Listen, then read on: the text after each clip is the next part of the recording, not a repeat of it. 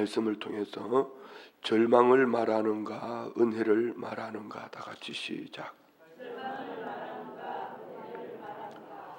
자, 이 두 절망과 은혜라는 이 두 단어는 우리 삶 속에 우리 모두가 어느 것을 취하는가의 어떤 선택과 가치관에 달려 있습니다. 우리 참 습관이 참 중요합니다. 그래서 우리가 작정해서 기도할 때 저는 이 작정 기도는 한 40일씩 했으면 좋겠어요. 40일 작정 기도 정도는 해야지 우리 안에 성경 안에서 보면 이 40일이라는 숫자는 참 중요합니다. 그래서 한 40일 정도는 계속 훈련이 돼야지 습관이 잘못된 습관을 고칠 수가 있는데 뭐 5일 동안 작정해서 기도한다고 뭐 이렇게 바뀌어지겠습니까? 이렇게 말할 수도 있지만 5일 동안 해도 주님이 하시면 됩니다. 그래서 우리가 살아온 환경, 쉽게 우리 시대를 표현해 볼게요. 흙수저다, 아니면 세상이 그렇다, 내 주변 환경이 이렇다, 그래서 나는 안 돼. 이렇게 해서 늘 절망의 생각, 관념을 가지고 절망을 말하면서 안 되는 것에 매여서 사는 사람이 있는가 하면 아무리 절망과 어떤 그 소망을 어디 마음 둘 곳이 없어도 나는 예수님을 바라보며 산다. 예수님을 바라보며 주의 말씀 앞에 예배에 오직 주님 주신 은혜 앞에 내 삶을 중심을 드리고 가면 그는 은혜를 말할 수밖에 없습니다. 좀 다르게 좀 극적으로 표현을 해볼게요. 내 안에 예수의 생명이 있다면은 아니 오늘 넘어졌을지라도 오늘 그 자리에 다시 개처럼 토했을지라도 은혜를 붙잡고 다시 일어날 수 있는 것이 생명을 가진 믿음의 사람들의 삶이고요. 아무리 다 가지고 있고 모든 것을 누리고 있어도 마음 중심에 생명이 없으면 그는 죽은 자이기 때문에 절대로 희망, 은혜, 자비, 긍휼 곧 예수 그리스도를 바라보지도 못할 뿐 아니라 예수님을 붙잡을 수가 없습니다. 이제 목회하면서 제 자신도 마찬가지. 저는 우리는 다윗을 보면서 하나님의 마음에 합한 자라고 하잖아요. 그 다윗을 보면은 다윗의 삶을 돌아보면은 누가 그 사람을 마음에 합한 자라고 할 수 있겠습니까? 그런데 다윗 안에는 그런 세상의 도덕으로 윤리로 보면은 절대로 안 될 사람이지만 한 가지 블레셋의 골리앗을 만났을 때도 부모가 형제들이 업신여기고 내팽개쳤을 때도 사울 왕이 추적하고 잡아 죽이겠다고 쫓아올 때도 아들 압살롬이 반역할 때도 그는 절대로 절망이나 좌절과 낙심이 아니라 은혜, 오직 하나님을 붙잡고 하나님을 바라보고 하나님을 기대하니 어느 순간에 그의 삶에 정말 처절했던 삶의 환경이 그를 메고 묶어버린 것이 아니라 하나님의 은혜가 그를 붙들어주니 어느 날 뒤돌아보니 내 마음이 하나님의 마음이고 하나님의 마음이 내 속에 들어와 있더라. 이것이 오늘 저와 우리 모두의 삶이 되기를 원합니다. 저도 목회자이지만 제 안에 고질병들이 있습니다. 오늘 본문에 나오는 38년 된 병이죠. 여러분 안에는 없을 것 같습니까? 그 인상 쓰고 있는 그 모습 자체가 벌써 그 모습이에요. 누군가는 방긋이 웃으면서 은혜 속에서 오늘 우리 목사님을 통해서 하나님께서 무슨 말씀을 주실까 이렇게 기대하며 거기에 귀를 기울이는 이가 있는가 하면은 벌써 이미 마음에 젖어 있어요. 오늘은 설교를 몇 분이나 하려나. 저렇게 서론을 시작하면 오늘 18절인데 오늘 1시간을 하겠구나. 에이 이 판에 자자 하고 눈 감고 그냥 눈 감고 지그시 시작합니다. 그런 얘기는 아닙니다. 여러분의 얼굴에 벌써 나와 있어요. 사모하는 성도들은 앉는 자리부터가 다릅니다. 아멘이 달라요. 오늘 이쪽에 앉은 누구가 사도신경을 따발총같이 하는데 벌써 아침에 와서 기도를 몇 마디 했다는 증거입니다. 자, 여러분 잘 한번 생각해 보세요. 오늘 이 새벽에 이 추운데 여러분은 어떤 기대를 가지고 이 자리에 나오셨는지요? 다시요. 여러분은 오늘 이 새벽에 늘 부흥회 전에 하는, 우리 교회가 관례적으로 하는, 목사가 부흥회 때 은혜 받자고 하는 그런 작정 예배로 오셨습니까? 아니면은 오늘 이 시간이 내 인생의 마지막 예배, 어쩌면 마지노선으로 우리 주님의 은혜가 아니면 나는 살 수 없어, 마지막 이 주님 오늘 주시는 이 말씀 붙잡고 나는 살아낼 거야. 자, 여러분, 우리가 살아가면서 정말 은혜가 은혜되는 사람들은요, 내게 주어진 그 자리에서 오늘 이 예배가 내 인생의 마지막 예배다, 내가 오늘 하나님 앞에 찬양하는 이 찬양이 내 인생의 마지막 찬양이다, 이 기도가 내 인생의 마지막 기도다, 이런 마음으로 한다면 여러분 어떨까요? 가끔 제가 이런 생각이 들 때가 있습니다. 내 휴대폰 이 패턴을 내가 아내한테 알려줘야 되는데, 여러분은 어떠세요? 내 삶의 모든 게 여기 다 들어있거든. 뭐 하여튼 이 안에는 뭐 모든 게 다 들어있습니다. 그런데 패턴을 아무도 모르잖아. 그러면 내가 오늘 죽고 나면 이는 휴대폰을 열 수가 없습니다. 이 안에 자료가 가족들에게 전해질 수가 없습니다. 그럼 가끔 그런 생각이 들어요.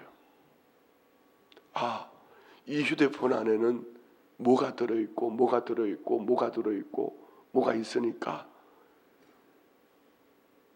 내가 없어지더라도 죽더라도 주님 나라 가더라도 이렇게 열면은 이 속에 다 들어있다, 뭐 이런 거 말입니다.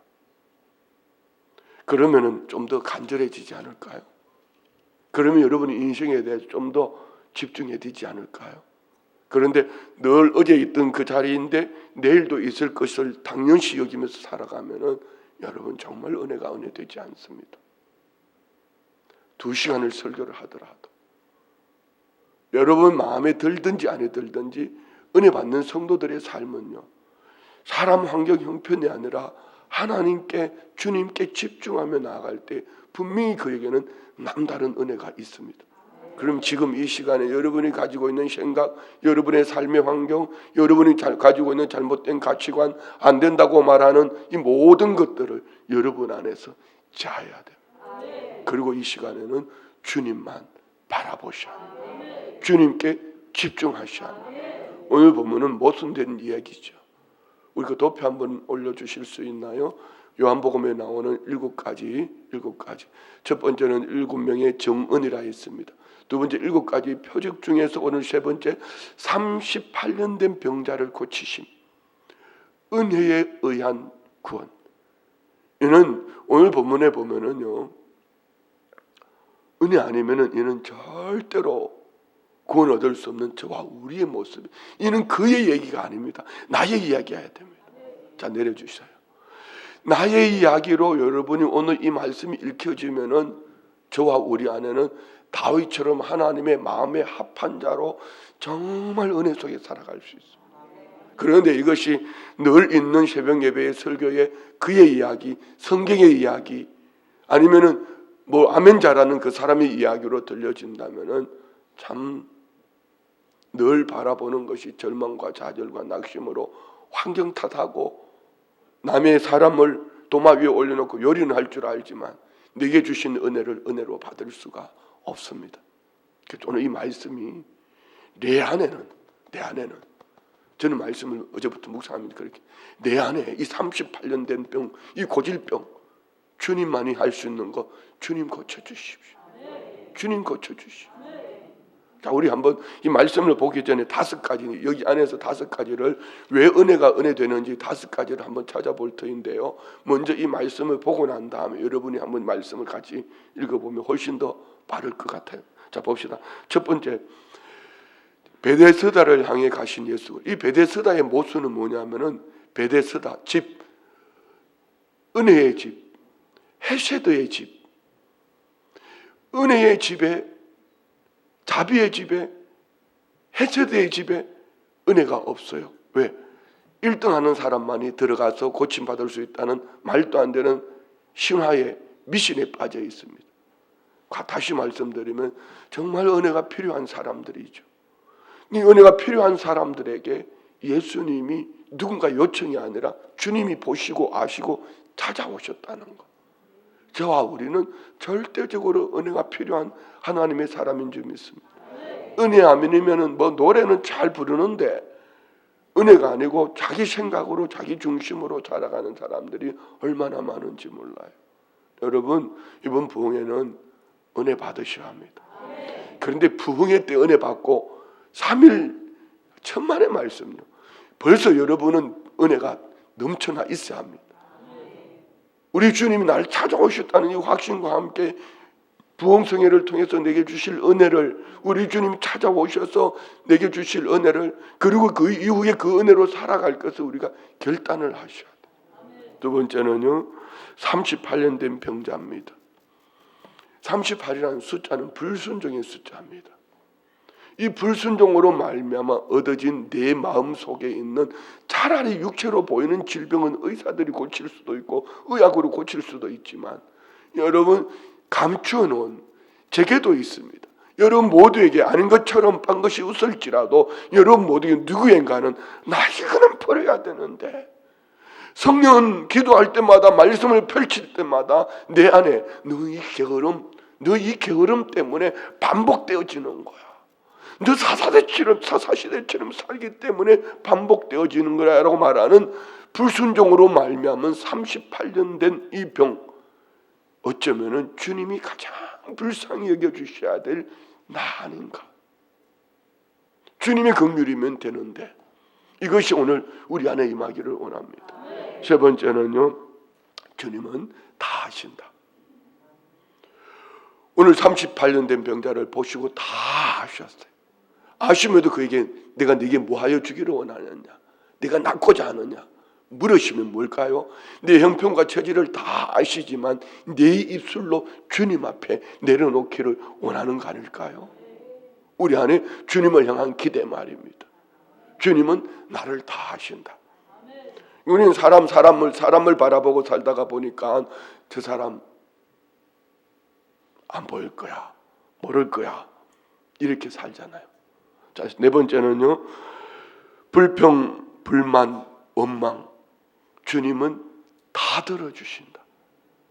사람하고 얘기하면은 나중에는요, 내가 이 원망 하나 하면 그 사람이 하나 줘요. 원망 하나 했다가 내가 두 개를 짊어지고 갑니다. 근데 예수님은 내 안에 원망이라고 생각하는 이 불평과 염려거리를 내려놓기만 하면은 주님은 끝까지 들어주시고 용납하시고 치료하신다. 할렐루야. 이 방법을 잘 아셔야 돼요. 사람 앞에 떠들지 말아요. 마지막 다섯 번째는 우리 주님은 아무런 대가 없이 치유해 주시더라. 이게 은혜죠. 그리고 새로운 삶을 우리 주님은 내게 허락하셨다. 주님의 치유가 없이는 우리는 절대로 새로운 삶을 살아갈 수가 없습니다. 날마다 새로워지는 교회라는 이 타이틀이 있어도, 이 타이틀을 가지고 있어도 타이틀이 우리를 새롭게 하는 것이 아니라 하나님의 은혜가 날마다 내게 내 안에 임할 때에 우리는 새로운 가치관, 새로운 생각, 새로운 말로 날마다 새롭게 하는 은혜 속에 살아갈 줄 믿습니다. 여러분, 제가 설교하다가요, 제가 여러분 듣기 싫은 소리 조금만 하잖아요. 벌써 이게 보여져요. 설교하는 목사가 엄청 기분 나쁩니다. 그런데 주님은 어떻게 보실까? 주님은 어떻게 보실까? 그렇지만 주님 앞에 그대로 표현하는 것이 은혜입니다. 사람 앞에서는요, 그것이 화가 되고 흉이 될 수 있지만 주님은 이 모든 것을 보실 뿐 아니라 들으실 뿐 아니라 아시고 주님은 대가 없이 치유해 주십니다. 한번 생각해 보세요. 저희 기도를 얘기하면서 왜 한나의 기도의 첫 번째 마음의 원통함을 얘기했을까요? 원통함을 사람 앞에 풀어놓기 시작하면은요, 골 때립니다. 머리 아파지기 시작합니다. 이 원통함을 주님 앞에 토하여내기 시작하면 어느 순간에 주님과 내가 심령이 통하는 기도를 하게 됩니다. 그리고 우리 안에 이 원통함을 전화통 붙잡고 사람 붙잡고 매달리는 순간 가중되어집니다. 더 무거운 짐으로. 그렇지만은 주님 앞에 토하여내기 시작하면은 어느 날 주님의 마음이 내 속에 들어와 있고 내 마음의 소원이 주님 앞에 연락되어서 치료받는 이런 역사가 나타날 줄 믿습니다. 자, 이 5가지를 마음에 담고 오늘 본문을 한번 읽어봅시다. 그 후에 유대인의 명절이 되어 예수께서 예루살렘에 올라가시니라. 유대인의 명절 하면은 뭐 대표적인 명절이 있지 않습니까? 어떻든 왜 예수님이 유대인 명절에 그곳에 가셨을까? 주님께 물어보십시오. 저도 잘 모르겠어요. 그렇지만 요한복음에는 예수님이 6월절에 3번 올라가셨다.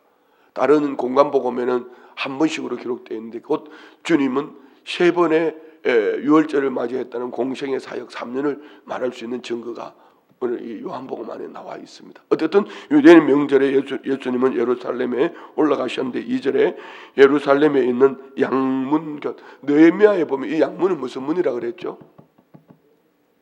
느헤미야서에서 아이 감사해요. 얼마나 잘 잊어버려 주시니까 제가 또 할 말이 있고 너무 감사해요. 성벽의 많은 문들 중에 성전 예배하기 위하여서 제사하기 위해서 그 제물을 잡아 들어가고 나가는 문을 양문이라 합니다. 다시 말씀드리면 예배죠, 예배. 그리고 히브리 말로 베데스다. 여기까지는 좋아요. 예배를 위하여 만들어진 문 옆에 베데스다. 은혜 자비의 집. 이것이 바로 순복음 춘천교회입니다. 저와 우리입니다. 우리는 주님을 마음에 모셔드리고 사는 은혜의 사람, 예배자인 줄 믿습니다. 그런데 여기 문제가 있습니다. 그리고 베데스라는 못이 있는데 거기 행각 5이 있고 다섯이라는 숫자는요 풍성하다. 다시 말씀드리면은 예배가 있는 은혜가 풍성한 집, 여기가 베데스다 연못이 있는 행각 5이 있는 곳입니다. 너무 좋잖아요, 여러분. 다시 한번 따라해봐요. 예배가 있고 은혜가 있고 넘치는 곳. 여러분 여기 예배가 은혜가 넘치는 곳이 어디죠? 다 같이 시작. 오 그래. 이렇게 얘기가 돼야 되는데 그거 어디고? 바보털 TV 아이가? 뭐 드라마 아이가? 뭐 이렇게 하면 심각해지는 거죠. 그런데 우리는 순복음 춘천교회 성도님들은 예배가 있고 은혜가 넘치는 은혜가 풍성한 곳 생각하면은 순복음 춘천교회 이렇게 생각하면은 참 좋은데 그게 잘 안 되니까 문제죠. 3절 보세요. 왜 은혜가 풍성한 자비의 집이 그렇지 못했을까? 그 안에 많은 병자, 맹인, 다리 저는 사람, 혈기 마른 사람들이 누워 물의 움직임을 기다리니 4절 이는 천사가 가끔 못에 내려와 물을 움직이게 하는데 움직인 후에 먼저 들어가는 자는 어떤 병에 걸렸든지 낫게 합니다. 자, 이런 것은 미신입니다. 성경에 어디에서도 없었던 얘기입니다. 그렇지만 전설 따라 삼천리 들려지는 얘기에 의하면은 여기에 그렇다 이런 얘기입니다. 그런데 여기가 모순은 왜 모순이죠? 지금 3절에 나오는 맹인, 다리 저는 사람, 혈기 마른 사람 중에 대표적인 중풍병자죠. 누군가 다른 사람의 도움이 없이는 살 수 없는 사람. 그런데 여기에 조건이 뭡니까? 4절 다 같이 시작. 읽을 필요 없어요. 제일 먼저 들어가는 자만 병 고침 받을 수 있다. 그러면 이곳은 모순입니다. 다른 사람의 도움 없이 살 수 없는 그곳에 많은 환자들이 절비하게 있는데 이 사람들은 평생 고침받 그림의 떡입니다. 그림의 떡으로 사는 거죠. 이해가 되셨나요? 제일 먼저 연못에 들어가는 사람이 천사가 물이 동할 때 내려와서 물이 동할 때 들어갈 때 제일 먼저 들어가는 사람이 병고침을 받을 수 있는데 다른 사람의 도움이 없이는 들어갈 수 없는 이 사람들, 그들은 평생의 그림의 떡으로 그 옆에 앉아서 사는 거죠. 자, 이 얘기가 누구 얘기인지 압니까? 나의 얘기. 자, 잘 들으셔야 돼요. 우리 교회 성도님들이 잘 들으셔야 돼요. 이 묵은 성도들은 잘 들으셔야 돼요. 새신자들은 와서, 초신자들은 와서 너무 은혜가 돼요. 너무 은혜가 돼요, 목사님. 내 인생의 새로운 게 최근에 한 우리 집사님은 우리 교회 온 지가 꼭 1년 됐다고 그러더라고. 꼭 1년 됐다면서 1년 기념 넥타이를 선물해 주셨어. 그러니까 오해하지 마세요. 목사 선물한 거 얘기하는 거 아닙니다. 그러면서 인생의 제일 힘들 때 우리 교회를 만나서 내 인생을 주님 앞에서 해결하고 있다는 거. 그런데 여러분 순복음 준중교 몇 년 다니셨어요? 똑같은 목사에게 똑같은 공간 안에 똑같은 은혜 속에 살면서 아직까지도 이 말을 하는데도 아직까지도 눈을 감고 있다면 참 심각한 겁니다. 왠지 아십니까?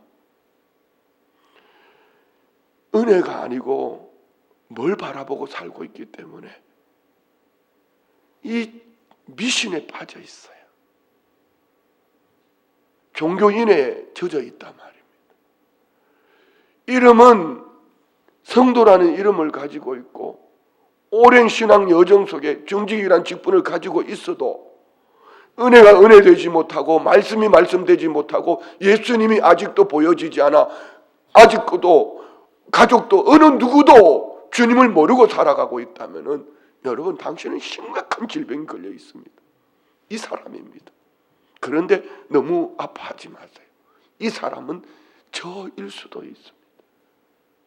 목회를 30년 넘게 했어도 제 안에 이 모습이 있거든요. 여러분에게 실망하라고 하는 얘기 아닙니다. 오늘 이 말씀을 읽으면서 우리 모두가 은혜가 되려면은 이 모습이 내 모습이구나. 자, 첫 번째 다시요. 예배가 있는 자비와 은혜가 풍성한 집에. 할렐루야.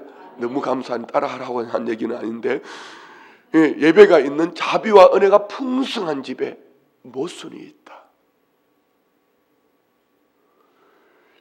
환경 사람 형편만 바라보고 살아가니 종교인의 생활에 젖어 있으니 아무리 목사가 앞에서 외치고 교회가 외쳐도 마이웨이 나는 내 길 간다. 왜요? 굳어져 있는 신화 미신처럼 교회를 가면 될 것처럼 아니 교회 오면 되지요. 은혜를 붙잡으면 되지요.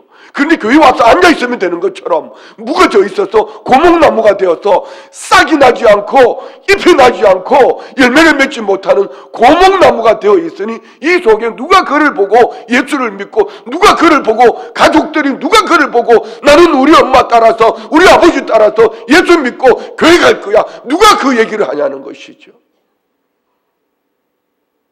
그 얘기가 누구 얘기입니까? 이거 말입니다. 저의 얘기고 나의 얘기고 우리의 얘기가 여야 합니다. 할렐루야. 이거 제가 이 설교한다고 고쳐지지 않을 건 내가 너무 잘 압니다. 하나님이 은혜를 주셔야 돼요. 우리 주님이 이곳에 찾아오셔서 말도 안 되는 이 사람에게 주님이 치유해 주시고 그 불평과 원망을 들으시고 고쳐주실 때 가능한 겁니다. 이건 나병이에요. 정말 무감각한 병이에요. 여러분 이렇게 설교를 하고 소리를 쳐도 무감각하다는 것은 심각한 겁니다. 그러나 누군가는 대부분의 사람들은 은혜 속에서 그래 맞아. 어쩌면 우리 목사님은 저렇게 쪽집게처럼 꼭 찍어가지고 내 얘기를 하지 이 사람은 정말 은혜 있는 사람인데 저놈의 소리 좀 듣기 싫어. 그는 정말 절망과 좌절과 낙심만 말하며 살아갈 사람입니다. 오늘 예수님이요 이곳에서 38년 된 병자를 보셨다. 자 5절 보세요. 거기 38해 된 병자가 있더라. 6절에 예수께서 그 누운 것을 보시고 병이 벌써 오래된 줄을 아시고 이르시되 내가 낫고자 하느냐. 자 모순의 집 베데스다. 은혜의 집이라는 곳에 풍성한 은혜가 있어야 될 예배 처소에 모순, 도저히 일어날 수 없는 일, 그것을 미신처럼 우상처럼 아니면 전설 따라 삼천리처럼 살아가고 있는 이 38년 된 병자, 이게 누구라고요? 저라고요.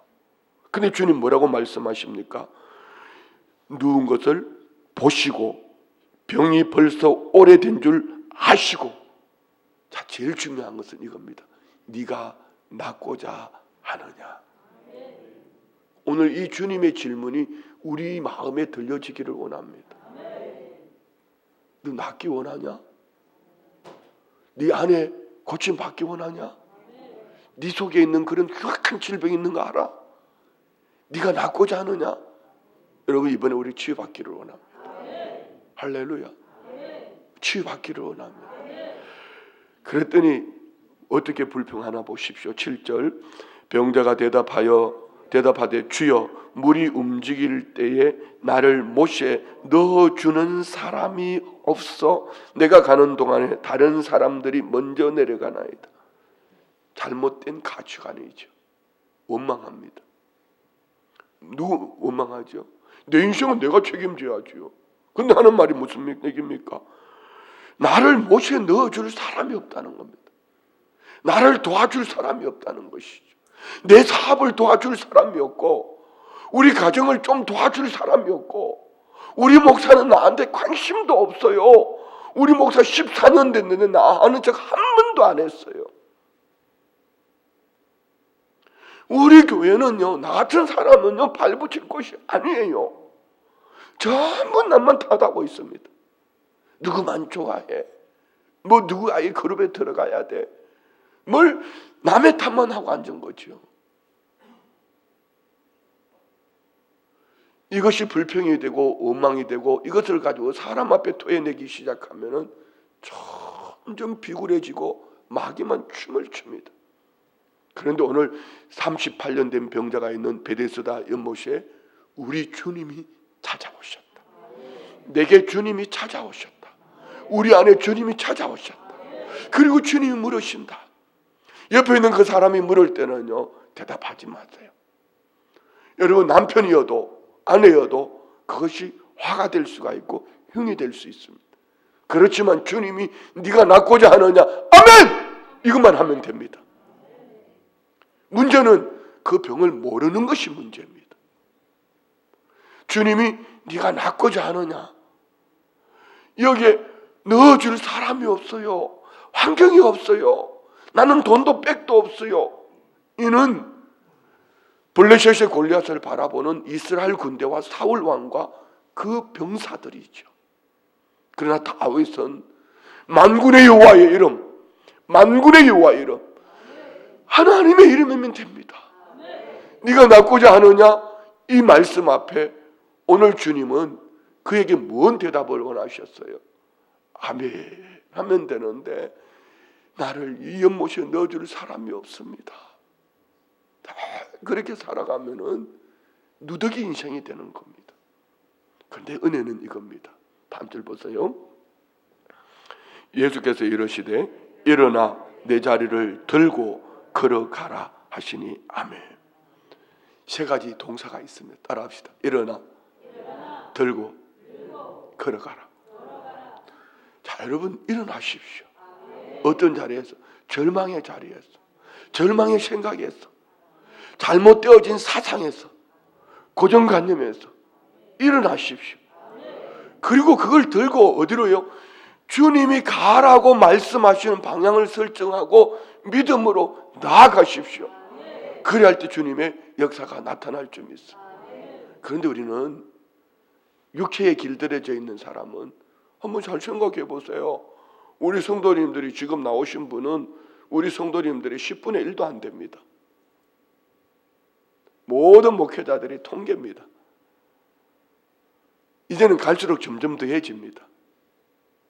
교회가 뭘 하자 하면 움직이는 사람이 새벽 예배 나오는 분들이 딱 10분의 1 나온다고 그러더라고요. 이게 여러분 오늘 한국교회의 모습입니다. 불과 20년 30년 전만 해도 모이자 하면 그냥 8, 90%가 모였습니다. 여러분은 그 10% 안에 모이는 10% 안에 들어갑니까? 아니면은 일어나 들고 가라고 말씀하시는 그 말씀이 여러분에게 누구를 통해서 말씀하세요? 공교회를 통해서 비전과 함께 주님 주시는 말씀 아닙니까? 그럼 여러분은 날마다 새로워지는 교회의 비전을 가졌다면 그 10% 안에 들어가야 됩니다.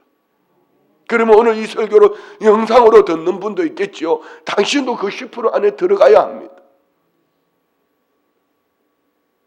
10%라는 것은 우리가 만들어낸 잘못된 관습입니다. 여기에 은혜가 은혜 되려면은 주님 말씀 앞에 아멘 하고 일어나 들고 걸어가라 하는 말씀이 온 성도들 모두에게, 그들을 통하여 그 가정 안에, 그 사업장 안에, 그 직장 안에, 내가 만나지는 모든 영혼들 안에 들고 내 상을 들고 일어나 내 상을 들고 걸어가라, 이 말씀이 우리 모두의 말씀이 되어지기를 원합니다. 그런데 나는 안 돼요. 굳어져 있어요. 나병이죠. 고목나무시요. 기도는 1시간 하라면 할 수 있습니다. 기도 1시간 하는데 기도하고는 여전히 고목나무로, 콘크리트로, 나병으로 다시 그 자리에 가서 눕는 것이 문제입니다. 그래서 주님은 너 일어나. 너 앉은 그 자리에서 일어나. 너 병든 그 자리에서 잘못된 가치관, 잘못된 내 입을 열어서 떠드는 그 자리에서 일어나. 복 있는 사람은 악인의 꾀를 쫓지 아니하고 죄인의 길에 서지 아니하며 오만한 자의 자리에 앉지 아니하고 오직 여호와 율법을 즐거워하여 그 율법을 주야로 묵상하는 자라 말씀하셨으면 일어나십시오. 말씀 붙잡고 일어나십시오. 들고 내 상, 주저앉았던 그 상을 들고 일어나십시오. 그리고 걸어가십시오. 예수님을 향하여. 오늘 우리에게 주시는 명령입니다. 그리고 그 다음은 주님이 하시는 겁니다. 자, 다음 줄 보세요. 9절 다 같이 시작. 그 사람이 곧 나아서 자리를 들고 걸어가느라 이날은 안식일. 자, 여기 하나의 질문이 있습니다. 이 말씀 보세요. 그 사람이 곧 나아서 자리를 들고 걸어가니라. 이게 먼저 고침을 받았을까요? 자리를 들고 일어나니 나았을까요?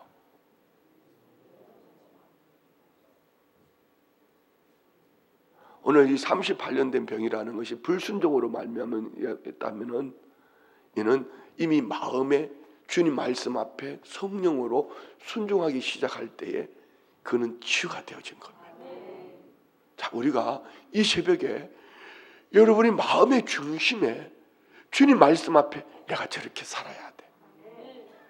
이 마음에 결단하는 순간 성령님이 우리 안에서 역사하십니다. 그는 고침받은 거예요.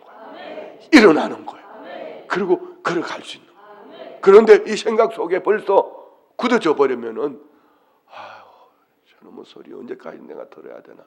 저 목사는 언제 바뀔래나? 그래, 네가 바뀔 때까지 내가 꾹 참고 있을게.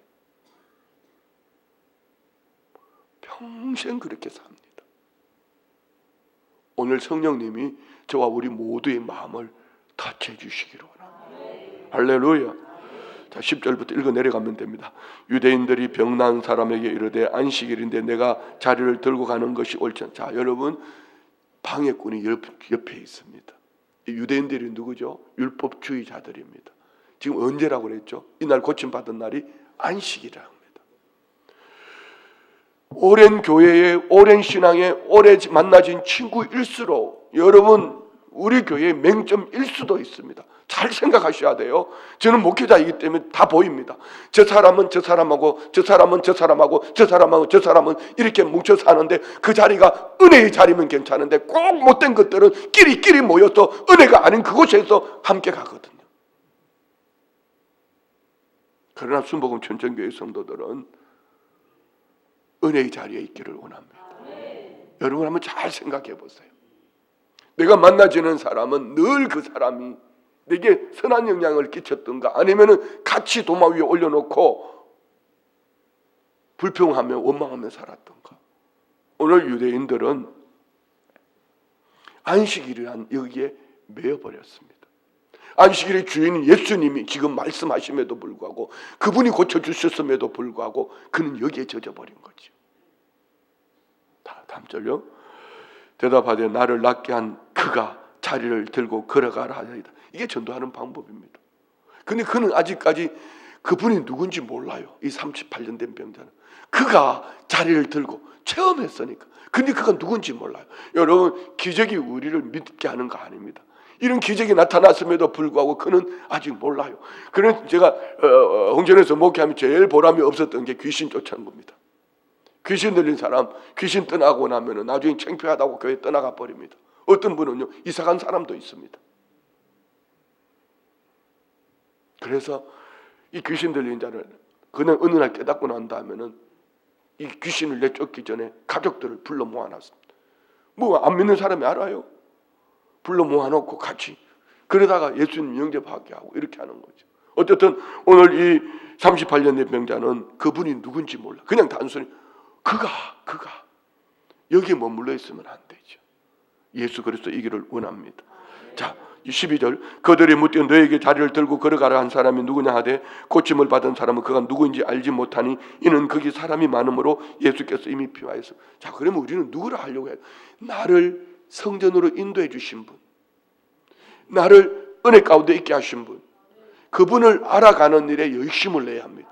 결국은 기도하며 말씀을 읽으며 설교를 듣고 여러분이 우리가 몸부림을 쳐야 될 것은 예수 그분이 누구인가. 우리 신앙 여정 속에는 예수 그분은 누구인가 이분을 알려고 몸부림을 해야 되는 겁니다. 아멘요. 다음 절요. 14절 그 후에 예수께서 성전에서 그 사람을 만나 이르시되 보라 내가 나았으니 더 심한 것이 생기지 않게 다시는 죄를 범하지 말라 하시니 그 사람이 유대인들에게 가서 자기를 고친 이는 예수라 하니라. 예수님을 다시 만났을 때에 예수님이 말씀하셨어요. 보라 네가 나았으니 더 심한 것이 생기지 않게 다시 죄를 범하지 말라. 자, 이 말은 무슨 얘기입니까?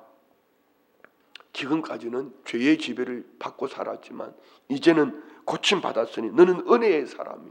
너는 성령의 지배를 받고 말씀의 지배를 받고 살아야 한다. 다시요. 이제는 너는 예수 그리스도 안에 구원을 얻었으니 은혜의 사람이니 다시는 죄의 지배, 율법의 지배를 받지 말고 너는 성령의 지배를 받고 은혜의 지배를 받고 말씀의 지배를 받고 살아야 한다. 한번 주먹 불 건져봐요. 따라해봐요. 나는 은혜의 지배를 받고 성령의 지배를 받고 말씀의 지배를 받고 살 것이다. 할렐루야. 우리 안에 연애가 있기를 원합니다. 결단하셔야 돼요. 나는 더 이상 죄로 지배를 받지 않겠다. 우리 안에 이 결단이 있기를 축복합니다. 네, 다음 절요. 그러므로 안식일에 이러한 일을 행하신다 하여 유대인들이 예수를 박해하게 된지라. 예수께서 그들에게 이르시되 내 아버지께서 이제까지 일하시니 나도 일한다 하시매 유대인들이 이로 말미암아 더욱 예수를 죽이고자 하니 이는 안식일을 범할 뿐만 아니라 하나님을 자기의 친아버지라 하여 자기를 하나님과 동등됨으로 삼는 두 가지를 볼 수 있습니다. 한 가지는요, 이 일로 말미암아 유대인들은 예수를 박해하기 시작했고 어디까지 이야기하면 예수를 죽이겠다. 자, 여러분 교회 와서 은혜 속에 들어오지 못하면은 교회 안에 있으면서도 방해꾼이 됩니다. 누군가를 신앙을 빼앗아갈 뿐 아니라 어디까지 갑니까? 그 신앙을 죽이는 자까지 내려갑니다. 그가 저같이 앞에 있는 사람일수록 많은 것을 맡았을수록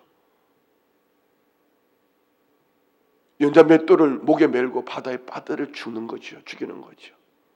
그래서 교회는 많이 아는 척하는 곳이 아니라 은혜를 받는 곳이어야 합니다. 남의 잘못들을 지적하는 곳이 아니라 시시콜콜 아니면 시시콜콜 따지는 것이 아니라 은혜 속에 내가 들어가려고 해야 됩니다. 아멘이요. 그런 한 가지 예수님 편에서 보면은 내 아버지께서 이제까지 일하시니 나도 일한다고 말씀하셨다. 헛된 열심이 아니라 거룩한 열심. 두 가지. 한 가지는 다시는 죄의 지배가 아닌 성령과 말씀과 은혜의 지배를 받겠다. 아멘. 두 번째는 헛된 욕망이 아니라 거룩한 열심을 품고 살겠다. 그런데 오늘 여러분이 그리 할 때에 유대인들처럼 여러분을 박해하고 죽이고자 하는 사람이 여러분 주변에 있습니다. 명심하십시오.